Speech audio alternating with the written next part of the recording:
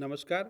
કારકિર્દીના ક્ષેત્રમાં, ખાસ કરીને કાયદાના ક્ષેત્રમાં આપણે આ બીજા પરિમાણ તરફ આગળ વધી રહ્યા છીએ ત્યારે આજે આપણે થોડીક માનવ અધિકારની પણ વાતો કરીશું અને માનવ અધિકારના ક્ષેત્રમાં એક એડવોકેટ તરીકે કોઈ વ્યક્તિ, કોઈ વિદ્યાર્થી જ્યારે કારકિર્દીની ઘડતર કરવાની દિશામાં વિચારતા હોય ત્યારે તેને એક માર્ગદર્શન મળી રહે તે માટે આપણે આજે તેની ચર્ચા કરીશું. તો માનવ અધિકારના ક્ષેત્રમાં કારકિર્દી ઘડતર પહેલાં આપણે એની હિસ્ટ્રીમાં થોડાક જવાનો પ્રયાસ કરીશું કે United Declaration of Human Right એટલે કે આંતરરાષ્ટ્રીય ઘોષણાપત્ર કે જે માનવ અધિકારોનું રક્ષણ કરે છે એ વર્ષ 1948ની અંદર જ્યારે યુએનએ દાખલ કર્યું હતું અને ત્યારબાદ ભારત સરકાર દ્વારા આની દિશામાં કાર્યરત થઈ અને તમામ માનવોના અધિકારોનું રક્ષણ થાય તે હેતુથી સૌ પ્રથમ જોઈએ તો આપણા બંધારણની અંદર આપણું જે બંધારણ 1948માં શરૂ થયું અને 1950ની અંદર વિધિવત રીતે આવ્યું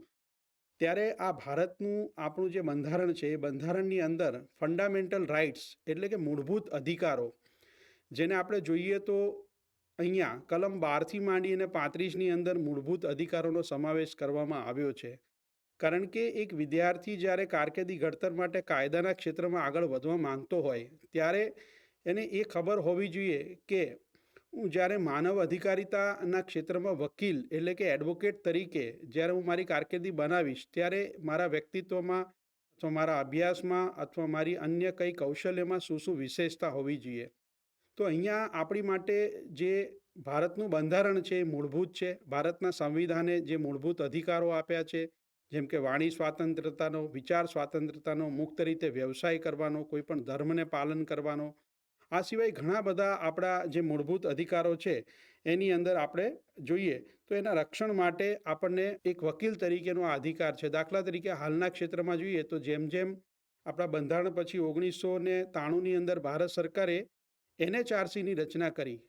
NHRC એટલે શું? તો કે National Human Right Commission, NHRC. કે NHRCનું મુખ્ય કામ છે કે જ્યાં જ્યાં માનવોના અધિકારોનું કે જે ફંડામેન્ટલ રાઇટ્સ છે એનું જે ભંગ થાય છે એના ક્ષેત્રમાં તો આપણે એક વિચારવાનું છે કે જ્યાં જ્યાં માણસોના મૂળભૂત અધિકારોનો ભંગ થાય ને ત્યાં માનવ અધિકાર વકીલની તમામ કામગીરી શરૂ થાય છે.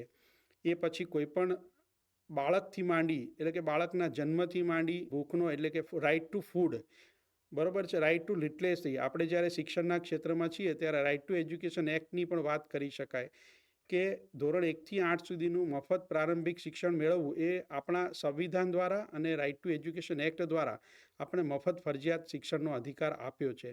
હવે જો ટૂંકમાં વાત કરીએ તો જો આપ માનવ વકીલ એટલે કે માનવોના અધિકારોના સંદર્ભમાં એક વકીલાત તરીકે કામ કરવા માંગો છો તો આપણે કેવા કેવા વ્યક્તિઓના હક્કો માટે કામ કરી શકીએ? તો કે વંચિતો છે, જે SC અને STના અધિકારો છે, મહિલાઓના અધિકારો છે, દિવ્યાંગોના અધિકારો છે, સમાજની અંદર જે વ્યક્તિઓને કોઈપણ પ્રકારે જે મૂળભૂત અધિકારો મળવા જોઈએ એ મૂળભૂત અધિકારોનું વાયોલન્સ થયું છે ત્યારે એ વ્યક્તિ જ્યારે આપણી પાસે આવે છે ત્યારે એની જે વિગતો છે એને ધ્યાને લઈ અને આપણે એના અધિકારો માટે જુદી જુદી રીતે એને કાયદાકીય રીતે સલાહ આપી શકીએ, માર્ગદર્શન આપી શકીએ. એમાં નોકરીનું પણ જોગવાઈ છે, એમાં ધંધાની પણ જોગવાઈ છે, એટલે કે આપણે એક નિષ્ણાત તરીકે પણ કામ કરી શકીએ છીએ. આ છે એ બેઝિક આપણે સમજૂતી આપવાનો અહીંયા પ્રયાસ કર્યો છે. હવે આપને એક પ્રશ્ન થાય, કેટલાક વિદ્યાર્થીઓ જ્યારે મને પૂછે છે ત્યારે ખબર પડે કે સાહેબ તમે કોન્સેપ્ટ તો ક્લિયર કર્યો પણ મારે જો આ ક્ષેત્રની અંદર વકીલ થવું હોય તો મારે શું કરવું પડે?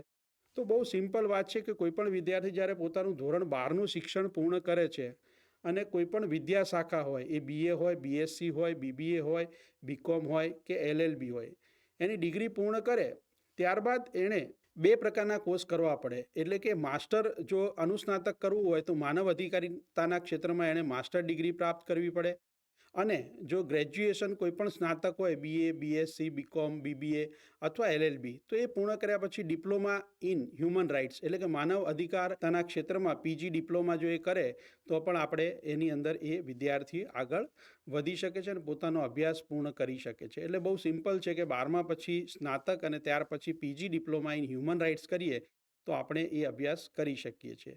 અહીંયા તમે જુઓ તો તમને ખાસ જોવા મળશે કે લો કોલેજની અંદર એમણે પ્રવેશ મેળવવો હોય, કોઈ વિદ્યાર્થીને એવું થાય કે મારે આના માટે શું કરવું, તો ખાસ કરીને જે વિદ્યાર્થીઓ આ ક્ષેત્રમાં આગળ વધવા માંગે છે એણે CLAT AILET આ એક પ્રવેશ પરીક્ષાનું ધોરણ છે અભ્યાસક્રમનું, તો એ આપણે દરેક ધ્યાન રાખવું પડે. આની માહિતી આપણને ગૂગલથી અને અન્ય રીતે પણ મળી શકે છે. આ ઉપરાંત LSA, ત્યારબાદ જોઈએ તો આપણે MHCET લો TS લો CET એટલે કે કાયદાના ક્ષેત્રમાં આ ડિગ્રી છે, એની અંદર પણ આગળ વધી શકાય છે. ત્યારબાદ આપણે જોઈએ તો AP લો CETની અંદર જો અભ્યાસ કરી શકાય છે. આ ઉપરાંત આપણે જોઈએ તો DU LLB PU LLB SLSAIAT જેવા કેટલીક પ્રવેશની જે બેઝિક પરીક્ષાઓ છે એ પરીક્ષાઓની યોગ્યતાની આવશ્યકતાઓ રહે છે. એટલે કે જેમ આપણે જોઈએ છે કે ડિપ્લોમા પછી ડિગ્રી કરવી હોય તો DD સેટની પરીક્ષા આપવી પડે છે. બાર સાયન્સ પછી કેટલાક ક્ષેત્રમાં આગળ જવા માટે ગુજસેટની એ પ્રકારની પરીક્ષા હોય છે. એ જ રીતે આ પ્રકારના પરીક્ષાના ધોરણો પણ છે. હવે કેટલાક વિદ્યાર્થીઓ દ્વારા જ્યારે અહીંયા માહિતી મળતી હોય છે કે આ તો થઈ પ્રવેશ લાયકાતની વાત, પણ અહીંયા આ ક્ષેત્રમાં જ્યારે અમે આગળ વધીએ તો અમને અંદાજિત આવક કેટલી મળી શકે છે. તો વિદ્યાર્થીઓ, કારણ કે આપણે આપણી કારકિર્દીનું ઘડતર કરી રહ્યા છીએ, તો સામાન્ય રીતે જ્યારે તમે માસ્ટર ડિગ્રી કરી અને એક અહીંયા માનવ અધિકારિતાના ક્ષેત્રમાં તમે નિષ્ણાત તરીકે એટલે કે એમના એડવોકેટ તરીકે જ્યારે પદવી મેળવીને એને સેવા આપો છો, ત્યારે શરૂઆતના તબક્કે આપણે જોઈએ તો 20,000થી માંડી અને લગભગ 35,000 અને ત્યારબાદ એનાથી વધુ અનુભવના આધારે આપણને આવકનો એક વિકલ્પ રહેલો છે. તો અહીંયા ખૂબ અગત્યની બાબત છે કે આવક એ વિદ્યાર્થીઓએ જાણવી જોઈએ.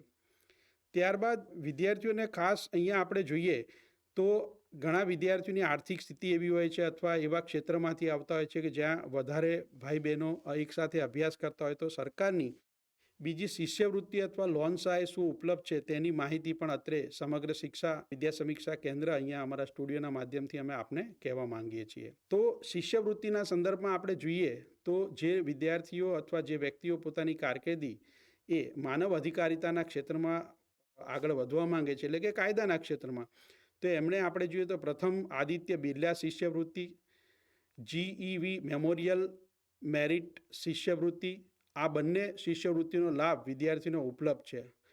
આ ઉપરાંત જોઈએ તો રાષ્ટ્રીય શિષ્યવૃત્તિ પોર્ટલ છે જે ગવર્નમેન્ટ ઓફ ઇન્ડિયાનું છે, તો એની ઉપર પણ અહીંયા આપને સ્ક્રીન ઉપર દેખાઈ રહ્યું છે www.scholarship.gov.in. આ વેબસાઇટની આપ મુલાકાત લઈ શકો છો અને મુલાકાત લીધા બાદ એમાં વિવિધ એની જે વિગતો છે એની પૂરતા કર્યાથી આપણને UGC અને AICTE યોજના અંતર્ગત જે રાજ્યોમાં અમલમાં મૂકી છે એ યોજના અંતર્ગત આપણને આ સહાયનો લાભ ઉપલબ્ધ થઈ શકે છે. આ ઉપરાંત આપણે બીજી જે શિષ્યવૃત્તિ છે એ આપણે જોઈએ તો digitalgujarat.gov.in એની જો આપ વિદ્યાર્થીઓ મુલાકાત લેશો તો આ ચોક્કસ એના પ્રવેશ સંબંધિત વિગતો પણ, એટલે કે આની પાત્રતા શિષ્યવૃત્તિની શું છે એના આધારે આપણને મળી શકે છે. હવે કેટલાક વિદ્યાર્થીઓ એવું પણ વિચારતા હોય છે કે શિષ્યવૃત્તિમાં દાખલા તરીકે અમે પાત્રતા ધરાવતા નથી, તો આના અંતર્ગત અમને અમારો અભ્યાસ ચાલુ રાખવા માટે કોઈ લોન સહાય મળવાપાત્ર છે કે કેમ? તો હા, સમગ્ર શિક્ષાની ટીમ દ્વારા એ વિગતો પણ યુનિસેફ ગુજરાતના સહયોગથી અમે બેઝિક કેટલીક પ્રાથમિક તબક્કાની વિગતો મેળવી છે જે આપના સમક્ષ રજૂ કરીએ છીએ.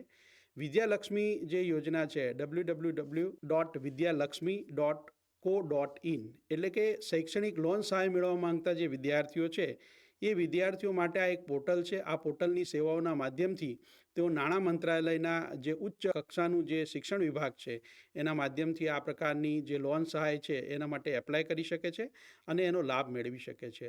કેટલાક રાજ્યોમાં આ પ્રકારની જે સ્કોલરશિપ છે અથવા તો લોન સહાય છે એનો વિદ્યાર્થીઓ ઉપયોગ કરે છે. હાલમાં ગુજરાત રાજ્યમાં પણ આવી ઘણી બધી જે બેન્કો છે કે જે એના માધ્યમથી વિદ્યાર્થીઓને આ પ્રકારની લોન સહાય આપતા હોય છે. અહીંયા અમે આ પ્રયાસને અહીંયા પૂર્ણ કર્યો. હવે આપણે જોઈએ કે એક કાયદાના ક્ષેત્રમાં જ્યારે માનવ અધિકારિતા તરીકે, વકીલ તરીકે અથવા અન્ય કોઈ રીતે આપ જોડાવ છો, ત્યારે આપણું કાર્યનું જે સ્થળ હશે એ કાર્યનું સ્થળ કયું રહેશે? તો સામાન્ય રીતે આપણે જોઈએ તો કાયદો એ એનું મૂળભૂત આધાર છે. એટલે કાયદા તરીકે જો આપ વકીલ તરીકે જોડાવ તો આપે જિલ્લાની કોર્ટ, તાલુકાની કોર્ટ, સ્ટેટની હાઈકોર્ટ છે અથવા એનાથી આગળ વધીને સુપ્રીમ કોર્ટ સુધી પણ જોડાઈ શકો છો. માની લો કે તમે MSW જેવા ક્ષેત્રમાં આગળ વધીને કોઈ સ્વૈચ્છિક સંસ્થા સાથે આપ જોડાવા માંગો છો, તો સ્વૈચ્છિક સંસ્થામાં જ્યારે તમે જોડાયા હશો તો સ્વૈચ્છિક સંસ્થાની અંદર તમે જોડાશો તો એની અંદર તમારે સ્વૈચ્છિક સંસ્થાની સાથે કામગીરી કરવાની રહેશે. કોઈ એના કરતાં મોટી કોઈ કંપની સાથે જોડાયા હશો તો ત્યાં તમારે એ પ્રકારની જોગવાઈમાં તમારે કામ કરવાનું રહેશે. એટલે અહીંયા ચોક્કસ પ્રકારનું કામ અથવા કાર્યનું સ્થળ છે નિશ્ચિત નથી. એ આપની પસંદગીના આધારે છે કે આપ કઈ જગ્યાએ આપ કાર્ય કરવા માંગો છો. તો એના આધારે તમને એ અહીંયા મળી શકે છે. હવે માની લો કે એના પછીનો એક મુદ્દો છે કે હું દાખલા તરીકે માનવ અધિકારિતાના ક્ષેત્રમાં મારી કારકિર્દી ઘડું છું, તો મને મારો જે પ્રગતિનો પથ શું હશે, મને આગળ વિકાસની તક કઈ હશે, તો એના વિશેની પણ માહિતી અમે આપને આપીએ છીએ. કે શરૂઆતમાં આપણે જ્યારે જોડાવ ત્યારે AAGP એડિશનલ જે એડવોકેટ હોય છે, આસિસ્ટન્ટ પ્લેડર, એની અંદર આપ એટલે કે ઇન્ટર્ન્સ વકીલ તરીકે શરૂઆતમાં જોડાવાનું હોય.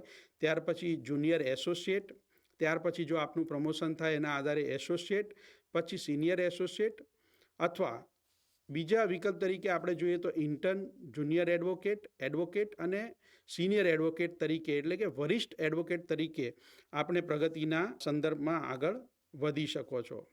અહીંયા એક મુદ્દો આપના ધ્યાને લાવવા માંગીએ છીએ કે જે વિદ્યાર્થીઓએ આ ક્ષેત્રમાં પોતાની પ્રગતિ માટે વિચાર્યું છે તો દરેક ક્ષેત્રની એક ચોક્કસ આગવી વિશેષતા હોય છે. તો વકીલ એ બોલવાનો વ્યવસાય છે, બુદ્ધિનો વ્યવસાય છે અને શબ્દોનો વ્યવસાય છે.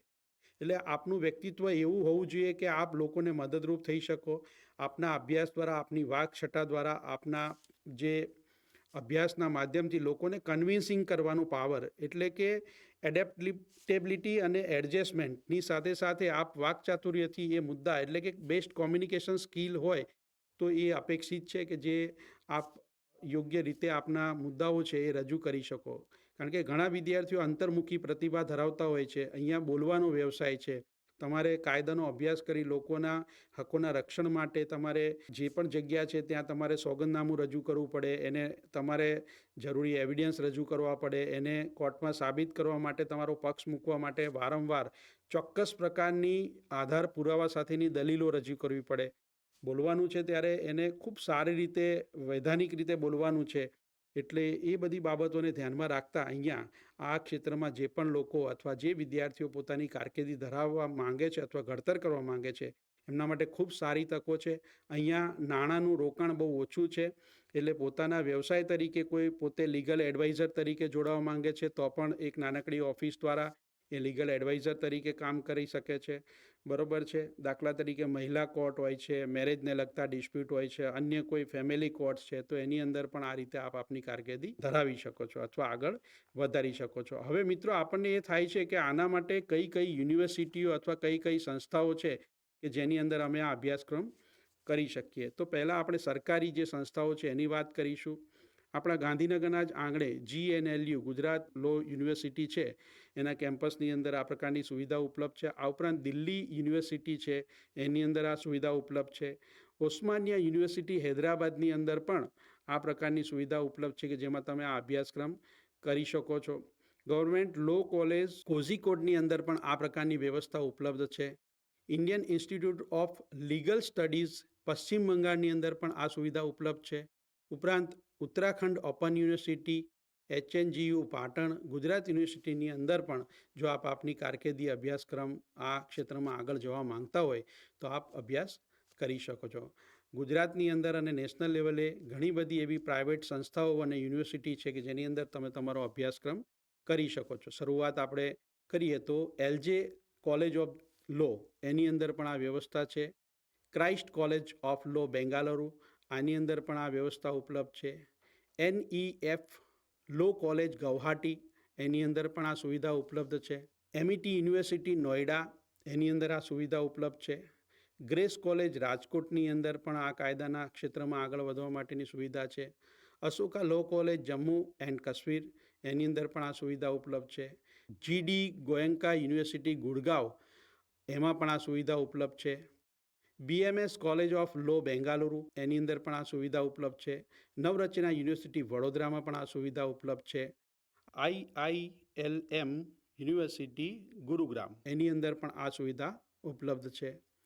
આની માટે કેટલાક વિદ્યાર્થીઓ એવું પણ ઈચ્છતા હોય છે કે અમે અમારા અભ્યાસની સાથે સાથે ડિસ્ટન્સ મોડમાં કે આ અમારું કાયદાના ક્ષેત્રમાં કારકિર્દી ઘડવી હોય તો અમે રાખી શકીએ કે કેમ. તો ચોક્કસ વિદ્યાર્થી મિત્રો, સરકારે આ દિશામાં પ્રયાસ કર્યો છે અને એની કેટલીક માહિતી અમારી પાસે છે જે અમે આપની સમક્ષ રજૂ કર્યા છે. Indira Gandhi national open university, જેને ઇગ્નુ તરીકે ઓળખીએ, એમાં પણ આ પ્રકારના અભ્યાસક્રમ કે જે ડિસ્ટન્સ મોડમાં છે તેની ઉપલબ્ધ છે. ગુજરાતની અંદર ડૉક્ટર બાબા સાહેબ આંબેડકર ઓપન યુનિવર્સિટીમાં આ સુવિધા ઉપલબ્ધ છે. આ ઉપરાંત કેટલાક વિદ્યાર્થીઓ જે ઓનલાઈન કોર્સ કરવા માંગતા હોય છે તો NPTEL સ્વયં આ પોર્ટલ ઉપર જ્યારે તમે રજિસ્ટર થાઓ છો ત્યારે એની અંદર પણ આ પ્રકારની સુવિધા ઉપલબ્ધ છે અને એના માધ્યમથી તમારી સ્ક્રીન ઉપર અમે આ વિગતો બતાવી રહ્યા છે. તેના માધ્યમથી તમે ઓનલાઈન રજિસ્ટ્રેશન કરી અને તમે કાયદાના માનવ અધિકારોના ક્ષેત્રમાં તમારી કારકિર્દીનું ઘડતર કરી અને તમારી કારકિર્દીને આગળ વિકસાવી શકો છો. સમગ્ર શિક્ષા વિદ્યા સમીક્ષા કેન્દ્રના અમારા ડિજિટલ ટેકનોલોજીની ટીમ અને સ્ટુડિયોની ટીમ દ્વારા આ આપના સુધી પહોંચી શક્યા અને આપને આ માહિતી ઉપયોગી થશે એવી અમને ખૂબ ખૂબ અભિલાષા છે. Thank you.